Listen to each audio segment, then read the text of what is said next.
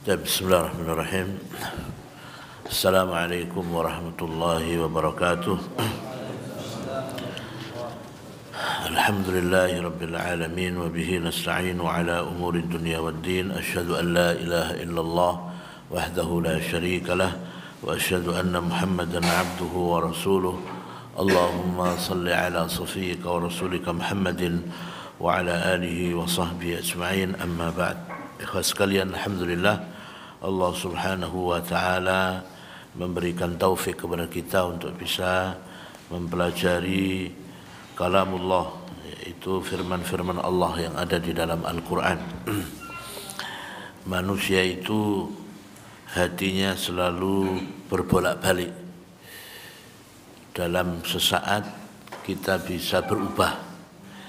Maka yang bisa untuk senantiasa menjadikan hati kita teguh yaitu diantaranya dengan mempelajari agama Allah, berusaha untuk mempelajari apa yang Allah wahyukan kepada Nabi kita Muhammad SAW, khususnya kalamullah yaitu Al-Quran ini. Maka kita sering berdoa dan dianjurkan berdoa menjelang salam, ya muqallibal qulub tsabbit qalbi ala dinik. Ya Allah yang membolak-balikkan hati, tsabbit qalbi ala dinik, teguhkanlah hatiku di atas agamamu. Ya. Ini salah satu sarana kita untuk bisa meneguhkan hati kita di atas agama Allah, di atas ketaatan kepada Allah Subhanahu wa taala. Zaman sekarang luar biasa godaannya, ya. Jadi berbeda dengan zaman sebelumnya.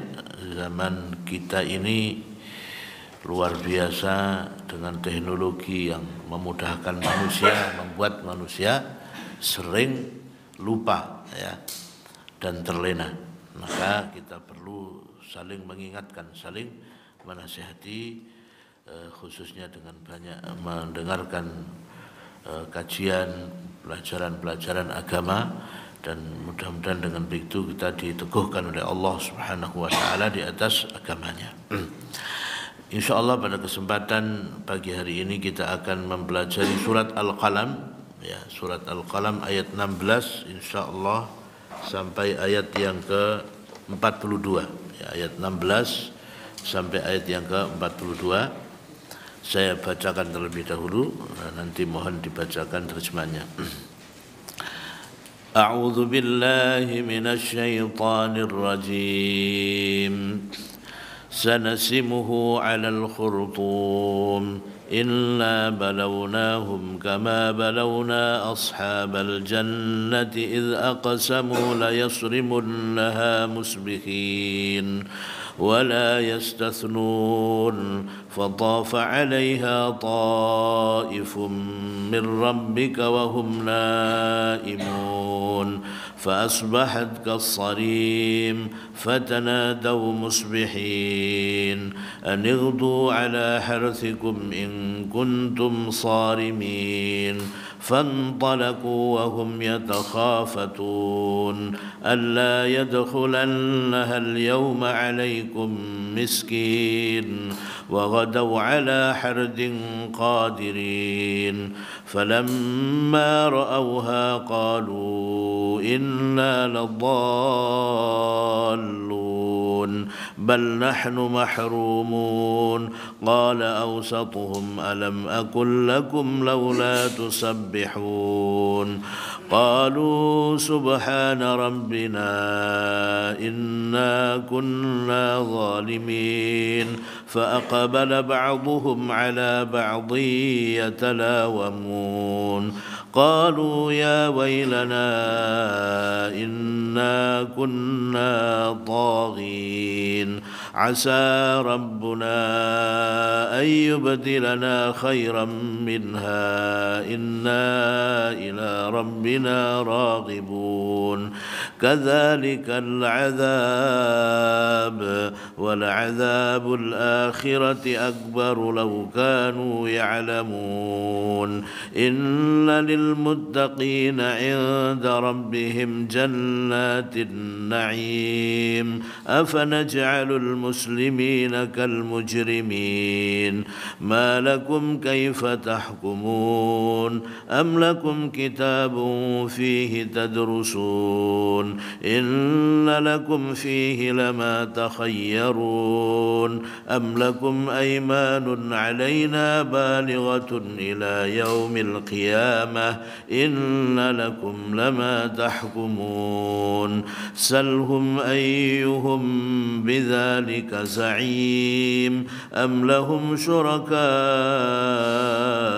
فليأتوا بشركائهم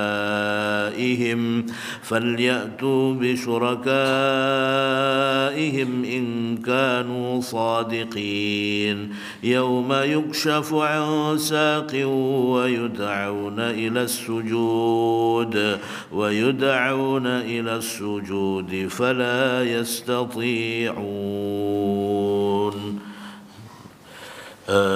Jamaah sekalian rahimani wa rahimakumullah, ayat-ayat ini memberikan kepada kita perenungan yang sangat mendalam bagaimana Allah Subhanahu wa taala mendialogkan ya apa yang merupakan kemungkaran, kemaksiatan, dosa yang dilakukan oleh hamba-hambanya yang mereka merasa aman dengan dosa-dosa mereka sehingga mereka pun merasa aman ya nanti setelah kematian mereka.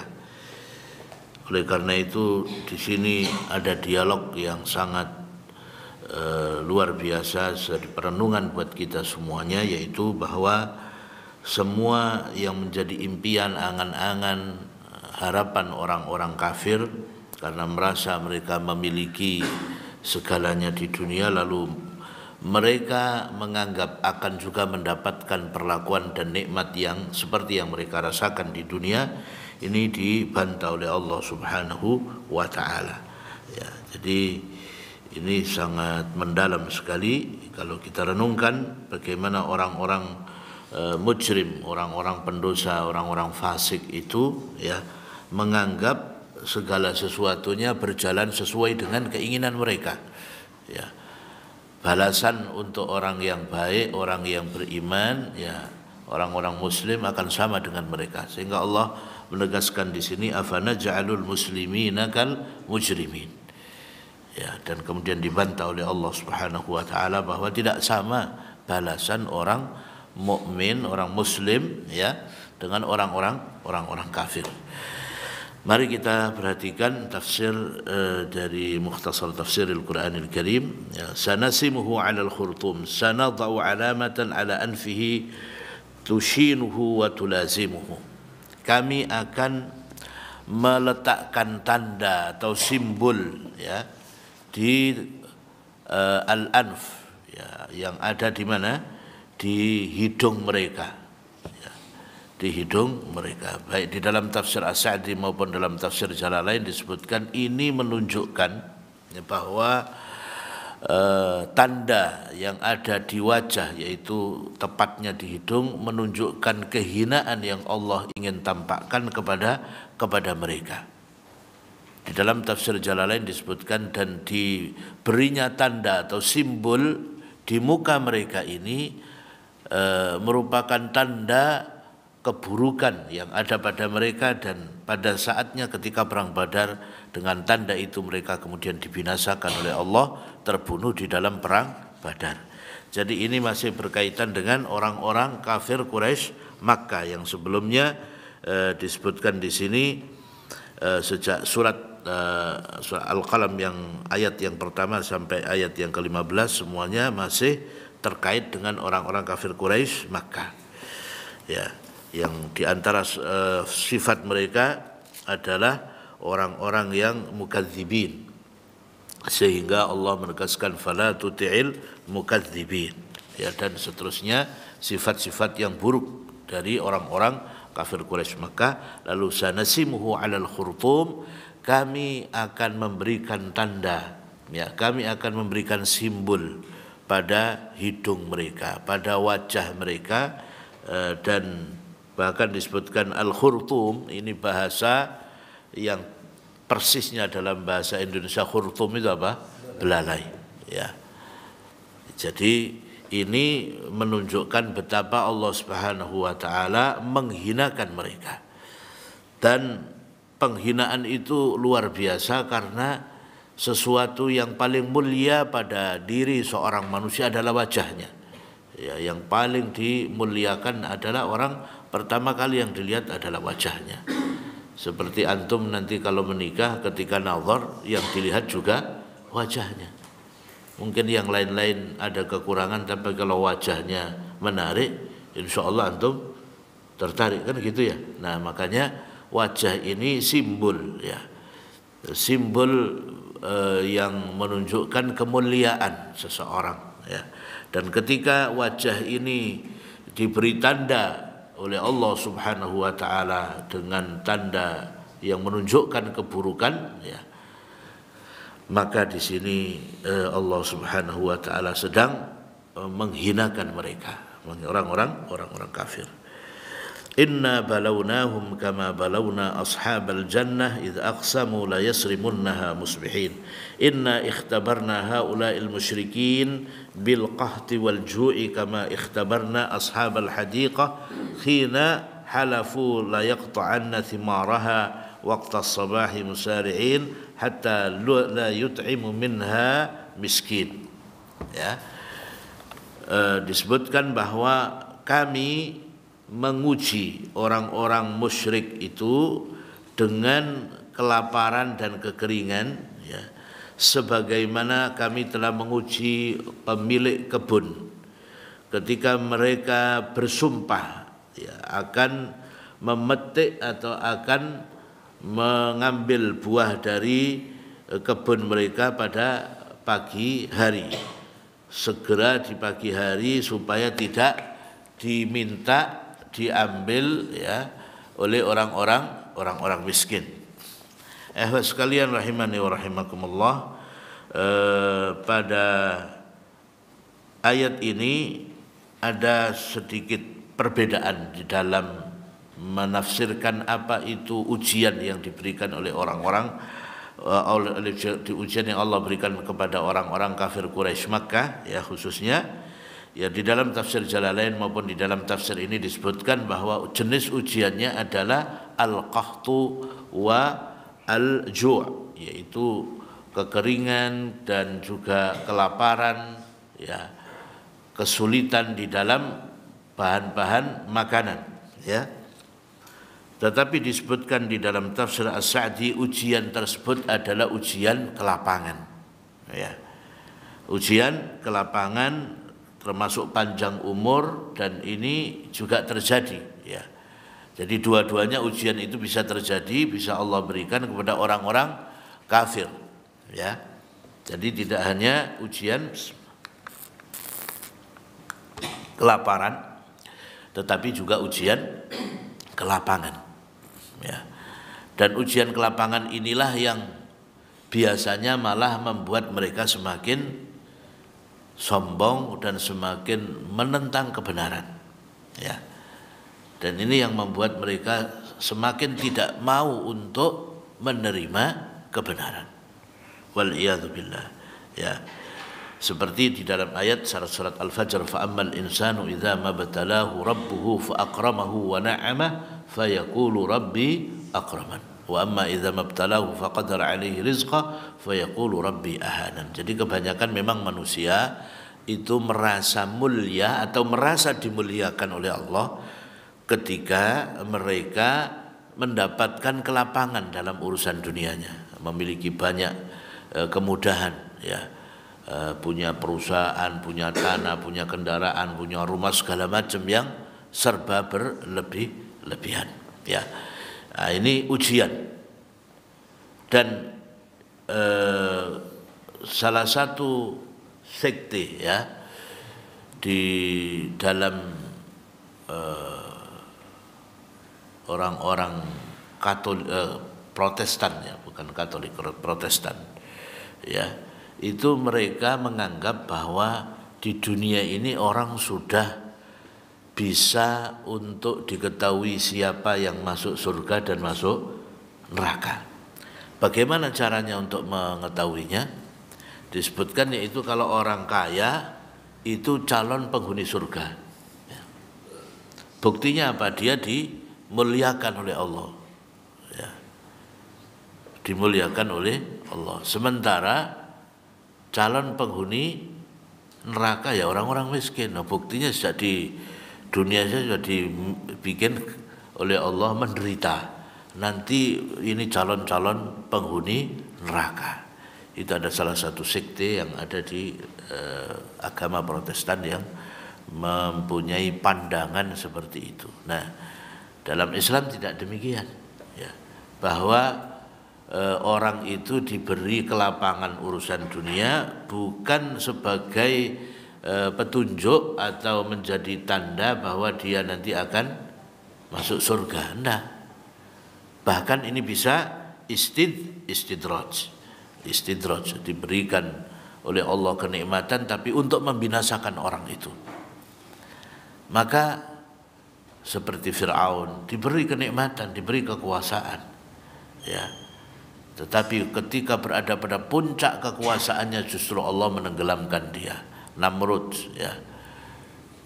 Ketika dia sudah sampai pada puncak kekuasaan mengaku sebagai Tuhan, Allah binasakan dengan makhluk yang sangat kecil, yaitu dengan nyamuk, ya, yang masuk ke telinganya mati karena nyamuk, ya, dan seterusnya. Jadi Allah Subhanahu wa taala tidaklah memberikan kelapangan sebagai tanda bahwa dia disayang oleh Allah, ya, tetapi bisa sebaliknya, yaitu bisa merupakan istidraj, diberikan oleh Allah dunia kemudian Allah membinasakannya setelah itu. Ayat berikutnya, sanasimuhu 'alal khurtum inna balawnahum kama balawna ashabal jannah idz aqsamu la yasrimunnaha musbihin wa la yastathnun walam yastathnu fi yaminihim biqaulihim insyaallah. Ya, jadi mereka orang-orang kafir ini, ya, ini percontohan, permisalan yang Allah berikan kepada orang-orang kafir Quraisy Makkah terkait dengan pemilik kebun yang sangat kikir, yang merasa punya kekuasaan mutlak atas hartanya dan tidak mau berbagi sama sekali. Ketika mereka la yasrimunnaha musbihin, akan dengan sangat yakin kita nanti akan memetik hasil kebun kita, ya, pada pagi-pagi hari sekali, yaitu pada pagi buta, supaya orang miskin tidak tahu kalau kita sedang panen. Wala yastathnun, dan mereka tidak mau mengucapkan insyaallah, ya, bahwa semuanya ini adalah dengan kehendak Allah. Fatafa 'alaiha ta'ifun min rabbika wa hum naimun. Fa arsalallahu ilaiha naran, ya, fa akalatha wa ashabaha niyamun la yastati'una daf'an nar anha. Maka Allah mengutus api, ya, sehingga api itu memakan kebun mereka, ludes, habis sama sekali sampai hitam, ya. Dan sementara yang punya kebun itu yang sudah berniat dan sungguh-sungguh pagi-pagi buta kita akan panen, nah, ternyata mereka dalam keadaan sedang tidur sementara kebunnya sudah dibakar oleh Allah Subhanahu wa taala, ya. Nah, inilah perlu kita renungkan sedikit ayat ini.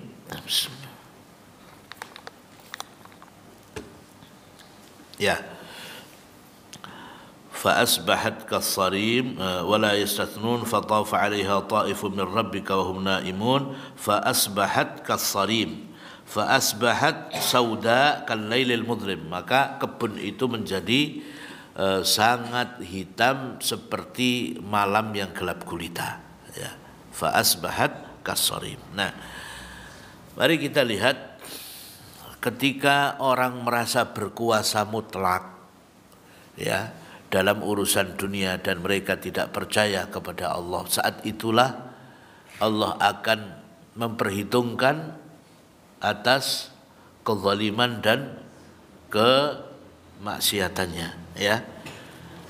Karena betapapun rencananya begitu sangat rapi, detail, ya target-targetnya sampai sedemikian sangat teliti, detail dan betul-betul mereka berusaha untuk meraihnya, tetapi tanpa kemudian mereka mempercayai Allah Subhanahu wa taala dan tidak mengucapkan insyaallah, ya, maka hati-hati, ya. Terutama orang yang memang tidak percaya kepada Allah Subhanahu wa taala. Nah, kita orang yang beriman juga demikian, meskipun punya target, punya apapun dalam masa depan yang sudah kita rancang, harus selalu kita mengucapkan dan dalam keyakinan kita harus terpatri, yaitu semua terjadi dengan kehendak Allah. Insya Allah harus itu, ya. Target apapun, target untuk mencapai keuntungan perusahaannya 100 miliar tahun ini misal, harus selalu dengan keyakinan semua ini akan terjadi dengan izin Allah, insya Allah, jika Allah menghendaki. Tidak boleh kemudian target-target itu, ya, dilepaskan dari keyakinan ini, ya.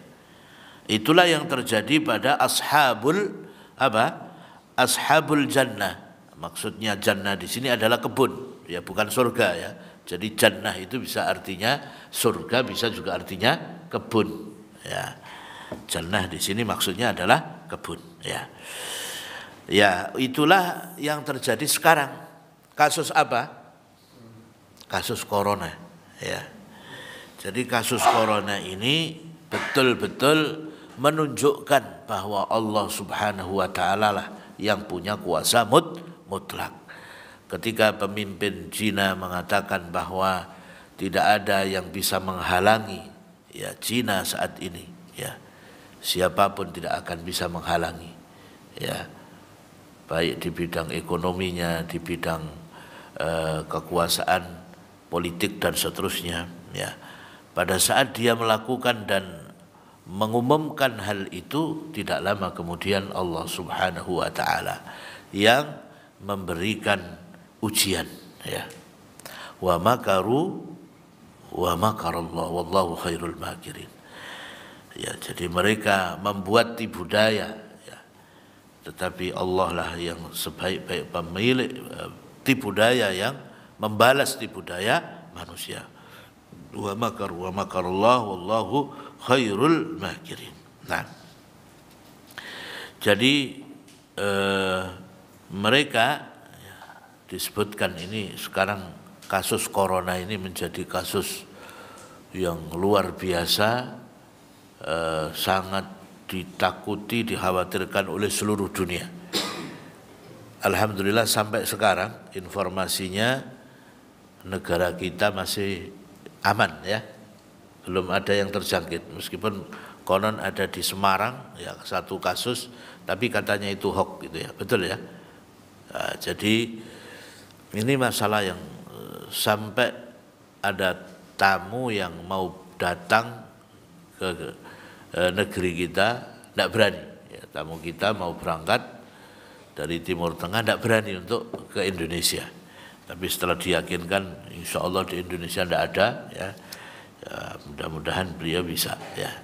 Jadi intinya, ikhwas sekalian rahimani wa rahimakumullah, pada saat seorang manusia merasa bahwa dirinya ini mampu dan kemudian melepaskan kekuasaan Allah dari dirinya, jadi seolah-olah dia berkuasa mutlak dengan tanpa mengingat Allah Subhanahu wa taala sebagai yang memberikan kekuasaan itu, maka dia akan dihancurkan. Tidak perlu manusia yang melakukan perlawanan atau yang mengingatkan mereka. Coba lihat Nabi Musa alaihissalam pada waktu masih bayi, ya, berada pada puncak kelemahannya, tapi Allah menyelamatkan, tidak tenggelam di dalam sungai Nil. Tetapi kemudian Fir'aun yang pada puncak kekuasaannya, yang juga mengaku sebagai Tuhan, didukung oleh para pejabat dan anggota militer yang sangat kuat, yang sangat dahsyat, rakyatnya juga tunduk patuh kepadanya, dalam kekuasaannya, di puncak kekuasaannya seperti itu, dia ditenggelamkan oleh Allah Subhanahu wa taala di Laut Merah. Ini menunjukkan bahwa tidak ada manusia yang punya kekuasaan mutlak. Semua itu kekuasaan adalah milik Allah Subhanahu wa taala. Kalau Allah menghendaki, siapapun, apalagi yang merasa paling berkuasa, akan mudah sekali Allah menghancurkannya. Namrud yang juga merasa sebagai Tuhan, ya, yang semua rakyatnya kafir, ya, berhadapan dengan Nabi Ibrahim alaihissalam, ya, sendirian, ya. Nabi Ibrahim dalam posisi lemah, tidak berdaya, tidak ada satu orang pun yang percaya kepada beliau waktu itu, ya, dan sudah akan dilemparkan ke dalam api yang sangat besar menyala-nyala, ya. Apa yang terjadi ketika dia ditawari malaikat Jibril untuk ditolong, tidak mau. Saya hanya perlu bantuan dan pertolongan Allah, tidak perlu pertolongan makhluk. Sehingga beliau mengucapkan hasbunallah wa ni'mal wakil, lalu Allah menyelamatkan beliau, ya, meskipun dilemparkan ke dalam api itu menjadi dingin dan selamat, ya, beliau tidak terluka apapun, ya. Sementara Namrud dikalahkan oleh seekor nyamuk saja, ya. Ini adalah kehinaan dan dihinakan oleh Allah Subhanahu wa taala ketika binasa, bukan di medan peperangan, tapi dia binasa karena seekor nyamuk yang masuk ke telinganya dan akhirnya dia mati dalam kehinaan, ya. Jadi demikian, ikhwan sekalian, kita harus yakin bahwa sesungguhnya Allah Subhanahu wa taala yang berkuasa atas seluruh alam semesta dan atas manusia. Tidak boleh ada manusia yang merasa punya kekuasaan mutlak, pasti akan dihinakan oleh Allah, pasti akan dihancurkan. Maka kasus corona ini mengingatkan manusia itu tidak boleh sombong, tidak boleh merasa punya kekuasaan mutlak. Sekarang tidak berdaya, ya. Sekarang sudah tidak berdaya, bahkan disebutkan, ya, bahwa yang ada di Diamond Prince itu kapal pesiar, ya, itu mayoritasnya atau banyak di antara mereka yang terkena virus ini. Dan konon ada awak kapal itu 8 orang kalau tidak salah dari Indonesia juga terkena virus ini. Cuman dia posisinya di Jepang, ya. Kapal ini posisinya di Jepang, tidak di Indonesia. Jadi umpama dirawat, ya tetap dirawat di Jepang, ya. Oleh karena itu kita harus yakin bahwa segala sesuatu itu Allah yang menyelesaikan. Misalnya kaum muslimin ditindas, kaum muslimin, ya, dizalimi, ya, maka nanti yang menyelesaikan adalah Allah Subhanahu wa taala, asalkan kita semuanya orang-orang yang beriman, ya. Itu saja, ya. Yang menjadi senjata kita adalah keimanan kita. Kalau kita memberontak, kalau kita melawan, ya, maka ini bukan ajaran Ahlus Sunnah wal Jamaah. Tetapi kalau kita kembali kepada Allah, semua orang muslim, ya, menjadi orang-orang yang beriman kepada Allah, selesai urusan, ya.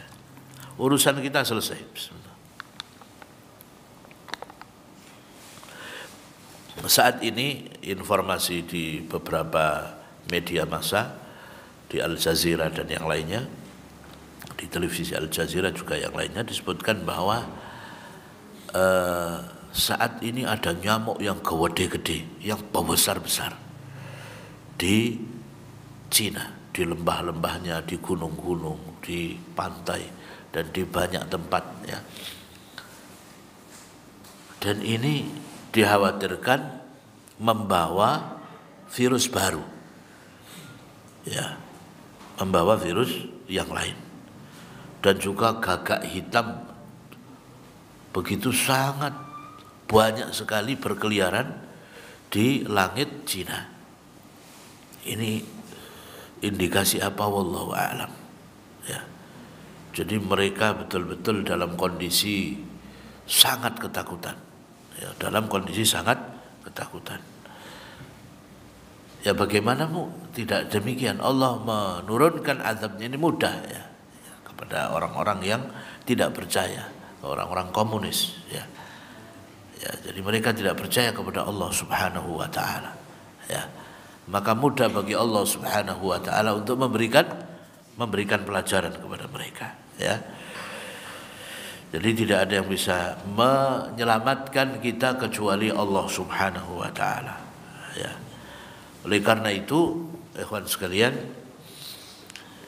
satu-satunya jalan kalau Allah yang menyelesaikan, maka selesai. Jalan satu-satunya itu kembali kepada Allah Subhanahu wa taala. Dan sampai sekarang kaum muslimin yang ada di Wuhan ya, itu konon tidak ada satupun yang terjangkit ya, virus corona ini, sehingga sangat aneh bagi mereka ya. Mudah-mudahan ini berita itu mudah-mudahan benar ya. Jadi tidak seorang pun yang terkena virus ini kaum muslimin yang ada di sana. Sementara orang-orang kafir yang komunis, mereka yang menjadi sasaran di jalan-jalan. Ada yang tiba-tiba jatuh ya, kemudian sudah tidak berdaya, mati dan seterusnya. Ya, mudah-mudahan ini menjadi pelajaran dan kemudian mereka bisa beriman dan bersyahadat ya. Karena juga konon ada yang banyak kemudian bersyahadat ya. Tapi berita-berita ini ya seperti Israiliyat ya, bisa kita terima, artinya kita dengarkan, tapi tidak bisa kita benarkan maupun kita dustakan, karena kita belum tahu hakikatnya ya, kebenarannya. Ya mudah-mudahan memang itu benar ya. Nah, sekarang ini luar biasa simpang siur berita ya. Intinya bahwa masalah ini betul-betul menjadi pelajaran untuk seluruh umat manusia agar kembali kepada Allah dan tidak boleh jumawa, karena kekuasaan mutlak hanya ada di tangan Allah Subhanahu wa taala. Nah, baik, kita lanjutkan ayat berikutnya. فطاف عليها طائف من ربك وهم نائمون فأصبحت كالصريم فتنادوا مصبحين فتنادوا بعضهم بعضا في وقت الصباح. Mereka saling memanggil ya, saling menyeru pada pagi harinya ya, pagi-pagi buta mereka sudah saling menyeru atau saling memanggil ya. Mungkin kalau zaman sekarang sudah SMS, sudah WA ya. Ayo kita segera berangkat pagi-pagi ini sebelum subuh ya, supaya orang-orang miskin tidak tahu kalau kita sedang panen ya. Fatanadaw musbihin anighdu ala harthikum in kuntum sarimin. Maka disebutkan anighdu, hendaknya kalian bersegera pagi-pagi ini ya, in kuntum sarimin, jika kalian pada pagi hari ini betul-betul ingin untuk memanen buah kalian. Ya, in kuntum sarimin. Ayat yang ke-22. Ukhruju mubakkirin. Ya, jadi disuruh untuk segera pagi-pagi buta supaya bisa memetik atau panen buah mereka sebelum orang-orang miskin datang ya untuk ikut memanen, untuk ikut mendapatkan buah itu. Padahal di sini disebutkan supaya orang-orang miskin tidak ikut memanen bersama kalian. Kira-kira ikut memanen itu sebagai apa orang-orang miskin? Sebagai buruh. Tidak untuk meminta secara cuma-cuma ya. Jadi mereka ini orang-orang miskin sekedar jadi buruh saja tidak boleh ya. Meskipun dengan mengeluarkan keringat, bekerja bersama mereka tidak boleh. Ini saking pelitnya mereka, saking materialisnya mereka dalam urusan dunia ya. Dan inilah yang terjadi ya. Sumber daya alam miliknya kaum muslimin dikeruk habis-habisan ya. Habis-habisan. Sehingga mereka tidak peduli apakah ada orang miskin yang mati kelaparan atau yang sengsara karena tidak punya uang, mereka tidak peduli. Ya, sumber daya alam, baik emas, baik itu berbagai tambang yang lainnya habis dikeruk, ya. Dan tidak mempedulikan, padahal di dalam undang-undang disebutkan apa? Bumi, air dan apa yang ada di dalamnya dikuasai oleh negara dan dipergunakan untuk sebesar-besarnya bagi kemakmuran rakyat. Ya, sumber-sumber daya alam sekarang udah banyak yang bukan lagi milik bangsa kita, tapi malah milik asing. Waliyadzubillah. Ya. Tapi masih banyak, yang lainnya masih banyak. Ya, meskipun banyak yang dikuasai, yang lainnya masih banyak. Ya, nanti di antara antum kalau sudah punya kewenangan, kekuasaan, dikembalikan lagi untuk kaum miskin, ya, insyaallah taala. Fantalaqu wa hum yatakhafatun, fantalaqu fasaru ila harthihim musri'ina yuhadditsu ba'dhum ba'dha bi sautin munkhafid. Ya, coba bayangkan, maka mereka ini pergi ke kebun mereka dengan bersegera sambil berbisik. Ngomong saja, ketika berbicara mereka itu sambil berbisik. Ya, karena tidak ada HP ya waktu itu, ya. Jadi ngomongnya berbisik-bisik saja. Padahal tidak ada yang dengar, tidak ada orang. Ya. Orang miskin masih belum bangun. Mereka sudah bangun, janjian untuk segera pagi-pagi buta buat manen kebun buahnya. Ya, tapi ngomongnya bisik-bisik. Saking pelitnya, saking tidak ingin ada orang yang mendengar sama sekali. Alla yadkhulanna hal yauma alaikum miskin. Apa yang mereka bicarakan dalam bisikan itu, ya, sambil berbisik-bisik, yaitu la yadkhulanna al hadiqa alaikumul yauma miskin. Tidak boleh satu orang pun yang masuk ke kebun kita saat kita memanen pagi-pagi buta ini. Nah, naudzubillah, sampai seperti itu. Wa ghadau ala hardin qadirin, dan mereka pergi pada pagi hari untuk menolak, menghalangi orang-orang miskin, ya, menolong mereka, untuk menghalangi bisa menolong mereka. Wa imsakuha azimin, dan padahal mereka itu mampu untuk menolong, ya. Dia menahan supaya tidak membantu, menahan diri untuk tidak membantu orang miskin, padahal dia mampu untuk membantu, bahkan berlebih. Falamma ra'auha qalu inna ladallun. Nah, disinilah mereka baru sadar ketika mereka melihat, ya, masarat alaihi, yaitu kebunnya yang sudah menghitam. Laqad dallalna tariqaha. Oh, ini bukan kebun kita ini. Kebun kita kan semuanya siap untuk dipanen, loh ini kok hitam semua seperti malam. Jadi mereka tidak yakin ini kebun mereka, ya. Bal nahnu mahrumun, tapi setelah dicek kembali, dicek lagi, oh, kesana kemari ternyata tidak ada lain kebun kita, ya ini yang sudah jadi hitam pekat seperti malam yang gelap gulita. Bal nahnu mamnu'una min janyi thimariha. Lalu mereka yakin ini adalah kebun mereka. Lalu mereka mengatakan, kita semua ini sudah terhalang untuk bisa memanen buah kita, ya, karena kita mempunyai niat untuk tidak memberi apapun kepada orang miskin. Qala awsatuhum alam aqul lakum laula tusabbihun.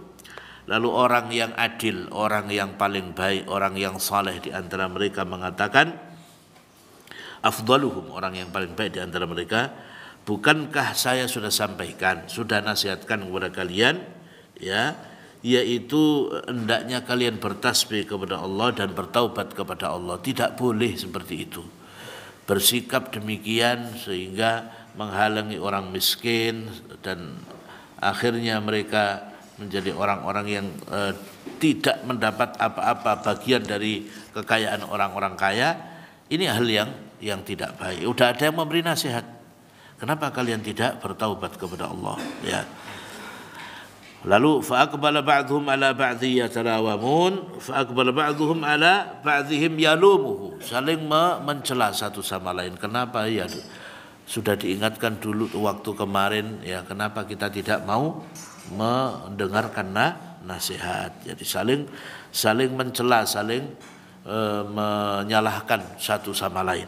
Nah, ini karena menyesal ya. Qalu ya wailana inna kunna taghin, lalu mereka mengatakan subhana rabbina inna kunna zalimin. Kami ya Allah, Maha suci Engkau ya Allah, kami adalah orang-orang yang zalim terhadap diri kami sendiri ya. Alaman il fuqara min thimari hadiqatina, sehingga kami melarang orang-orang miskin mendapatkan sebagian buah-buahan dari kebun buah kami ya. Lalu asa rabbuna ayyubdilana khairan minha inna ila rabbina raghibun. Qalu minan nadam ya. Ya khasarana inna kunna mutajawizin al-had biman'ina al-fuqara haqqahum. Asa rabbuna ayyu'awwidhana khairan minal hadiqah. Lalu mereka berharap mudah-mudahan Allah mengganti ya kebun kita ini dengan yang lebih baik. Kami sangat berharap kepada Allah ya, dan memohon ampun kepada Allah, wa natlubu minhul khair, dan kami meminta kebaikan kepada Allah Subhanahu wa taala ya. Syekh As-Sa'di misalnya dalam menafsirkan ayat ini, beliau mengatakan bahwa mereka ya, orang-orang yang diceritakan di dalam ashabu al-jannah atau pemilik kebun ini, bisa saja ya mereka mendapatkan apa yang mereka inginkan ini diganti oleh Allah Subhanahu wa taala ya, dengan yang lebih baik ya, dengan yang lebih baik, yaitu karena mereka sudah bertaubat kepada Allah Subhanahu wa taala. Nah, di sini menunjukkan orang ketika salah ya, ketika berdosa harus segera bertaubat kepada Allah Subhanahu wa taala. Malakum kaifa ta'afana, sebelumnya kadzalikal azab wal azabul akhirati akbar law kanu ya'lamun. Kadzalikal azab ya, pada ayat yang ke-33. Mithlu hadzal azab bil hirman minar rizqi nu'adzibu man asana. Seperti inilah kami memberikan siksa ya, dengan diharamkan dari rizki yang sudah kami diharamkan dari rizki yang akan kami berikan. Nu'adzibu man asana, kami menyiksa orang yang bermaksiat kepada kami.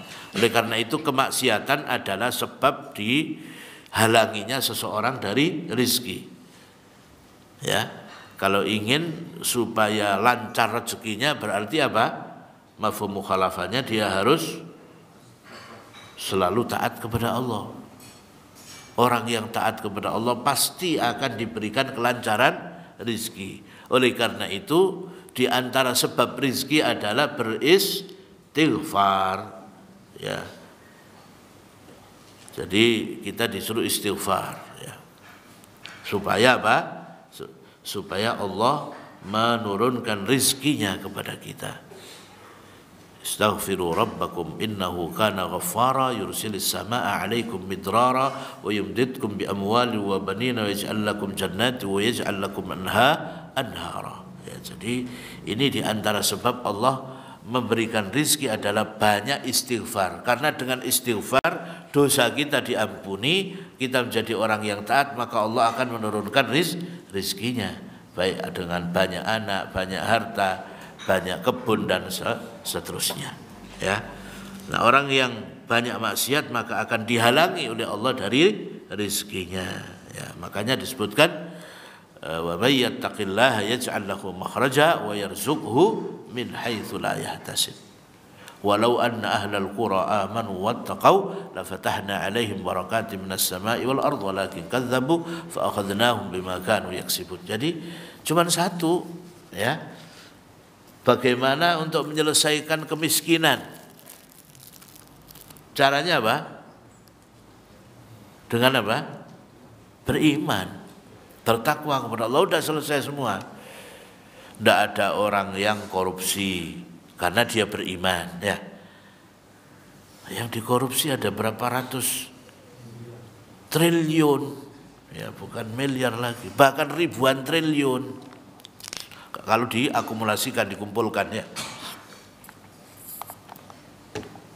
Lah kalau semuanya beriman ya nggak ada korupsi, ya. Kalau semuanya beriman maka tidak perlu KPK, ya. Anggaran KPK itu luar biasa banyak. Tidak perlu banyak polisi, tidak perlu penjara jadi kosong. Coba anggaran untuk penjara berapa? Ya, itu ada kisah orang Indonesia katanya karena lama di penjara sekitar 8 tahun kalau nggak salah di Saudi Arabia. Itu waktu mau dikeluarkan dari penjara dia bersedih. Karena apa? Tidak mau keluar dari penjara. Enak katanya di penjara Saudi, makanannya terjamin, nyuci tinggal masukkan mesin cuci, ya. Jadi dikeluarkan dari penjara tidak mau, makannya enak-enak 3 kali sehari katanya, ya. Santai, ya. Ini dulu aslinya TKW masuk penjara karena dituduh membunuh anak majikannya. Ada itu beritanya, ya. Ya. Nah, jadi anggaran penjara itu banyak. Kalau penjara kosong, ya anggarannya bisa untuk orang miskin, ya. Nggak perlu ada suap menyuap ketika pilkada, pilpres. Anggarannya bisa buat untuk orang miskin. Nggak perlu ada sistem yang seperti ini, ya. Untuk pemilu, pilkada, pilpres itu berapa? Kalau diakumulasikan berapa?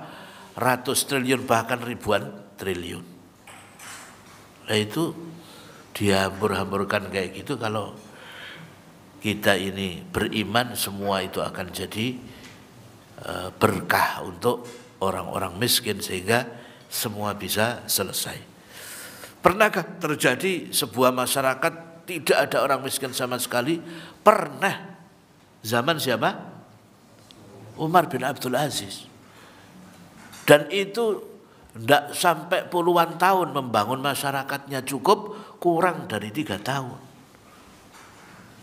Pemimpinnya orang yang soleh luar biasa, ya. Maka pejabatnya juga ikut, ya, khalifahnya yang soleh. Dan akhirnya rakyatnya juga demikian. Lalu keberkahan diturunkan, janji Allah itu pasti. Walau anna ahlal qura amanu wattaqau la fatahna alaihim barakatim minas sama'i wal ardh. Andai kata penduduk negeri-negeri itu beriman dan bertakwa, maka Allah pasti akan menurunkan apa? Keberkahan dari langit. La fatahna alaihim barakatim minas sama'i wal ardh, dari langit dan bumi. Sehingga disebutkan buah-buahan, ya, atau kentang atau yang lainnya yang biasanya kecil-kecil jadi besar-besar. Ya, semangka biasanya kecil itu gede, ya. Ya itu kalau Allah berkahi, buminya diberkahi, langitnya diberkahi. Enggak mungkin kalau diberkahi itu hujan lalu banjir, enggak. Hujan itu menjadi Allahumma ya ghaithan nafi'a, ya, hujan yang bermanfaat, ya, bukan hujan yang membinasakan. Ini pas waktu musim hujan dikasih air sampai banjir, sampai ngungsi, sampai 2 meter bahkan lebih, habis semua. Ketika kekeringan sampai tidak ada air, ini berarti karena apa? Karena tidak diberkahi oleh Allah, perlu kembali kepada Allah, ya. Jadi gampang, nggak usah banyak cerita, nggak usah banyak program, ya. Jadi nomor 1 justru yang paling berat tugasnya adalah para ustadz, para dai yang harus terus mengajak kepada kebaikan. Jangan malah sebaliknya dibilang bahwa agama adalah musuhnya Pancasila. Loh, ini tambah entek, gak dikasih berkah tambahan, habis nanti. Jangan, ya. Harus diingatkan. Alhamdulillah MUI sudah mengingatkan, banyak yang sudah mengingatkan, ya. Ya, ini tidak boleh. Karena kalau itu betul-betul akhirnya agama karena dianggap musuh, lalu orang menjalankan agama tidak dibenarkan atau tidak dibolehkan, ini bahaya. Ini berarti ahistoris. tidak lihat sejarah. Nah, umat Islam itu pada saat kemerdekaan jumlahnya berapa? 99% lebih, nyaris 100%. Jadi siapa pemilik negeri ini? Ya kaum muslimin mayoritasnya. Dan ketika umat Islam waktu itu dengan tokoh-tokohnya ya, sudah sepakat dan juga dengan seluruh tokoh bangsa ketika merumuskan Pancasila, itu sudah sepakat ketuhanan yang Maha Esa dengan kewajiban menjalankan syariat Islam bagi pemeluknya, ini sudah final. Tapi karena ada utusan dari timur mengatakan mohon maaf kalau rumusan Pancasila nomor 1 itu masih tetap seperti itu, kami akan memisahkan diri dari Indonesia. Lalu dirapatkan waktu itu Pak Muhammad Yamin yang menerima, dan beliau yang kemudian juga membujuk tokoh-tokoh Islam supaya bisa menerima usulan ini. Ya, jadi sejarahnya memang seperti itu. Lalu pada waktu diumumkan setelah terjadi atau diproklamasikan kemerdekaan Indonesia, waktu itu sudah dijanjikan oleh Soekarno nanti akan dikembalikan lagi. Jadi itu untuk meredam saja, oke, tidak apa-apa ya. Dicoret dulu 7 kata di dalam Piagam Jakarta itu ya. Itu dicoret dulu, nanti akan dikembalikan lagi. Ini janjinya Pak Karno waktu itu. Tapi sampai sekarang tidak dikembalikan ya. Ya, jadi sejarahnya Islam itu adalah dulu memang yang atau kaum muslimin yang memperjuangkan dasar negara dan segala macamnya. Tetapi terlalu baik ya, akhirnya terlalu ngalah, akhirnya seperti itu ya, kalah terus akhirnya sampai sekarang. Jadi saya katakan makanya hati-hati, jangan pernah kalah pada waktu pertama kali. Kalau antum nanti menikah, ya, jangan sampai kalah sama istri. Ya. Malam pertama atau hari-hari pertama sampai hari ke-7 sampai 1 bulan kalah, seterusnya meskipun antum jadi jenderal pasti kalah sama istrinya. Ya. Iya, dan banyak jenderal yang luar biasa gagah di luar, begitu masuk ke rumah seperti ayam sayur, ya. Jadi kalah sama istrinya ya. Itu tidak benar. Nah, ketika kaum muslimin kalah pada pertama kalinya ketika membangun negeri ini, ya udah kalah terus, padahal mereka mayoritas. Makanya sampai di Mesir itu supaya menang apa? Ya, supaya menang mereka ada cerita malam pertamanya ya suaminya ini ngurung kucing. Lalu kucingnya dibanting, mati sampai mati kucingnya. Jadi istrinya takut. Wah, dari situ dia ingin meyakinkan dirinya bahwa dia ini orang yang perkasa, orang yang tegas. Akhirnya dengan bisa membunuh kucing, banting kucing ini, akhirnya istrinya takut betulan ya. Tapi ini tidak boleh ditiru ya. Tidak boleh supaya istrinya ketakutan lalu kucing dibanting. Nah, ini juga menunjukkan ya dari sudut pandang lain, tidak ada yang khurafat yang namanya kucing itu malati, bikin kualat ya. Kalau di Mesir kucing dianggap hal yang biasa ya. Makanya ada yang banting kucing sampai mati. Kalau di Indonesia kira-kira gimana? Wah, ini takut kualat, nabrak kucing pun dianggap waduh ini langsung mobilnya dijual ya, takut. Lah ini tidak benar ya. Ini menunjukkan khurafat, karena di negeri lain itu tidak dianggap sebagai binatang yang malati atau bikin kualat ya. Wallahu alam. Jadi oke. Selanjutnya kadzalikal adzab, selanjutnya innalil muttaqina 'inda rabbihim jannatin na'im. Ya, sesungguhnya pada ayat yang ke-34, sesungguhnya bagi orang-orang yang bertakwa, yaitu yang menjalankan perintah Allah dan menjauhi larangannya, mereka memiliki atau disediakan oleh Allah surga yang penuh kenikmatan ya, yang tidak akan pernah terputus kenikmatannya, jannatun na'im, ya. Afanaj'alul muslimina kal mujrimin. Apakah kami menyamakan balasan untuk orang muslim itu sama dengan orang kafir, seperti yang dianggap atau seperti anggapannya orang-orang musyrikin Makkah. Malakum kaifa tahkumun. Wahai orang-orang musyrik, bagaimana kalian ini memberikan hukum atau putusan seperti itu? Ini adalah hal yang menyimpang, tidak mungkin. Orang baik diberi balasan sama dengan orang yang buruk, orang yang jahat, tidak mungkin. Ini adalah logika yang salah, ya. Malakum kaifa tahkumun, ya. Bagaimana kalian ini bisa menyamakan hukum antara orang yang baik dan orang yang ahli maksiat, bainal muti wal asi, ya. Am lakum kitabun fihi tadrusun. Apakah kalian memiliki kitab yang bisa kalian baca yang menyamakan hukuman balasan antara orang yang jahat dengan orang yang taat, ya. Tidak mungkin ada itu, ya. Innalakum fihi lama takhayyarun. Kemudian di dalam kitab itu kalian bisa, ya, untuk memilih sesuai hukum yang kalian inginkan, bahwa sama saja antara balasan orang yang kafir dengan orang yang muslim, ya. Am lakum aymanun alaina balighatun ila yaumil qiyamah innalakum lama tahkumun. Atau kalian memiliki janji yang pasti yang didukung dengan sumpah bahwasanya hukum itu milik kalian, ya. Salhum ayyuhum bidzalika za'im. Jadi ini betul-betul Allah Subhanahu wa taala menegaskan masalah ini sampai habis, ya. Sampai mereka umpama dalam sebuah pertempuran atau mungkin satu lawan satu, dia sudah sampai di terpojok sama sekali, udah tidak bisa ngomong, tidak bisa gerak, ya. Di sini lalu salhum ayyuhum bidzalika za'im. Yang selanjutnya Allah menegaskan salhum.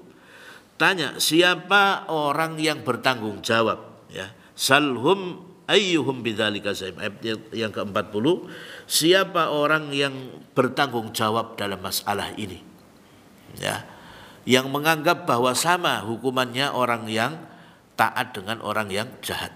Tidak ada, ya.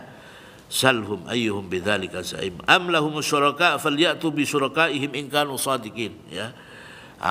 Sampai yang terakhir Allah menegaskan, apakah mereka memiliki sekutu-sekutu selain Allah yang menyamakan balasan untuk orang mukmin dengan orang kafir? Hendaknya sekutu itu didatangkan kalau kalian itu adalah orang yang benar dengan apa yang kalian anggap itu, bahwa sama saja hukuman atau balasan antara yang kafir dengan yang mukmin.